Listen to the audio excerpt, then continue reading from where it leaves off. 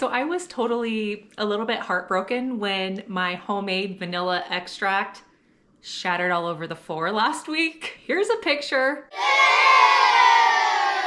My sweet son was reaching on the counter for something and knocked it onto the ground with his elbow.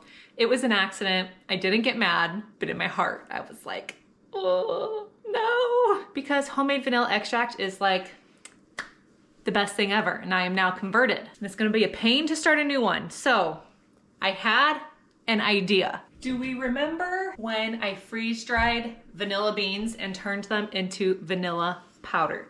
This is what I have left. I only used it one time. I made a vanilla honey butter that was delicious. So I have this powder left. This is about 20 beans of vanilla. And wouldn't it make sense that powdered vanilla could just instantly infuse alcohol and make an instant vanilla extract? It makes sense in my head because I know a real vanilla extract takes like 6 months to put the beans in and for it to extract all the flavor. This would give it instant extraction, right? I don't know, but we're gonna try it. And if all else fails, we could make a vanilla paste, but I really want the extract, so let's see. I even have the same little jar, another one of the one that shattered from before, because I actually really liked this size. They're just from Walmart though, so I easily could have replaced it if I needed to. Now you can use lots of different varieties of alcohol to make vanilla extract. Last time I used vodka, and so that's what I'm using again this time, just so that I can easily compare the taste. You guys, I got this at Costco for $15. This thing is massive. The last bottle I bought was 20 bucks just from a normal liquor store, and it was half this size. So I mean,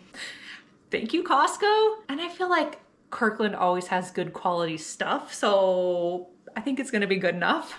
I'm kind of feeling like a mixologist right now. Okay, how am I supposed to get this plastic off?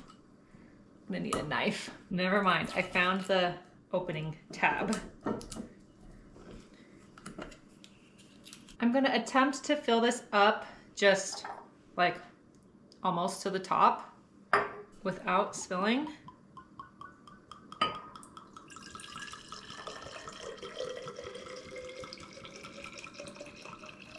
I think we'll call that good.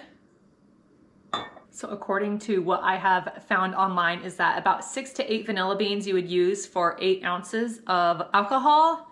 And so I'm thinking, I don't have an exact measurement of how much this is. I'm probably gonna use about 1/3 of what's in here. I'm thinking this is about 20 vanilla beans.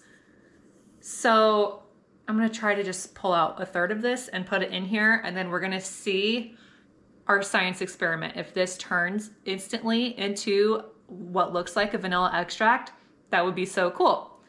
If it just gets gritty and weird, then experiment failed, and I don't know what we'll do with it, but we will see.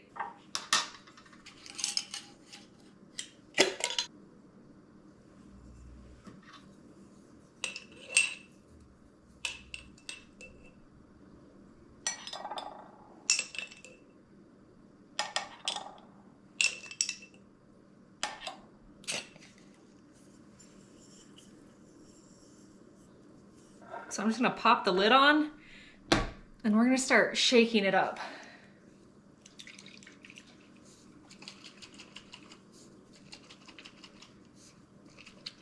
I mean, it looks a little bit like muddy water. I did do some research because I was concerned about whether or not you could eat the entire vanilla bean pod versus just the seeds. And according to the Google, the entire vanilla bean pod is edible. So it's gonna be fine to consume even the shell and the beans on the inside. But look at that. Okay, I still got lots down at the bottom. What I'm gonna do now is let this rest for like an hour. I'm gonna be like, come over and shake it up every 10 minutes or so. Okay, maybe not that often, just to make sure this all gets like fully dissolved in here, and then see how it's looking. But I've got hopes. You ready for an Alaskan weather update? It has not snowed since our last big snowstorm, but it has been very cold, and so I think the snow is here to stay. My sweet boys shoveled my porch and our trampoline over there. We typically take down our trampoline every winter, but we've been very busy and our kids have still been using the trampoline, so we didn't want to take it down yet. But then once it gets snow on it, if you leave the snow, it can destroy it.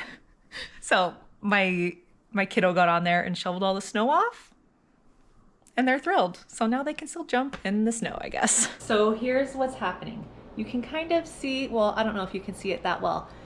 It's definitely separating a bunch of grit down to the bottom. But like once I just shake it up, it kind of redisperses. So I'm wondering if I just shake it before I use it. I haven't opened it yet.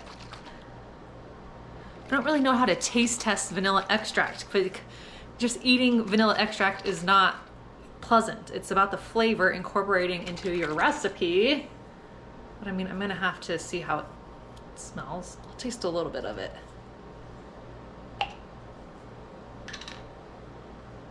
It smells vanilla. It smells like a vanilla extract.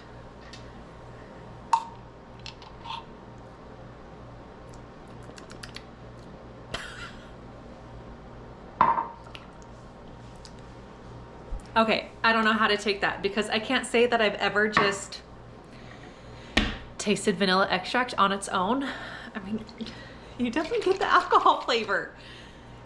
I could taste vanilla too, and it smells really strong.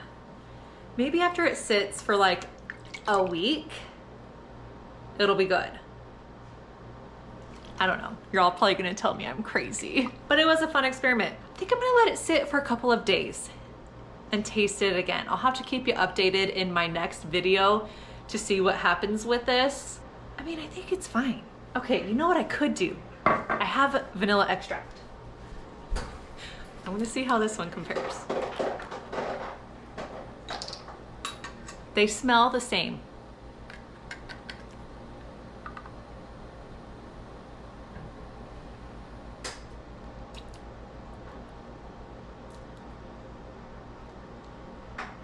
They taste very similar, and I'm not even making that up. I'm not exaggerating. Here's how they look. So, I mean, I think we did it. Let me know what y'all think, but I'm gonna call it a win. I don't care. I'm calling it a win. You know I'm obsessed with experimenting with my freeze dryer and freeze dried foods, so this was fun and I wanted to bring you along on the journey with me. Remember, freeze dryers are still on sale for Black Friday, so check my video description below. They're offering the biggest discounts of the year, which is amazing, and they can even ship to your house for free. If you got any questions, leave them in the comments. And remember, when you freeze dry today, you secure your tomorrow. And you can replenish your vanilla extract that gets shattered all over the floor. I mean, amazing. Bye, friends.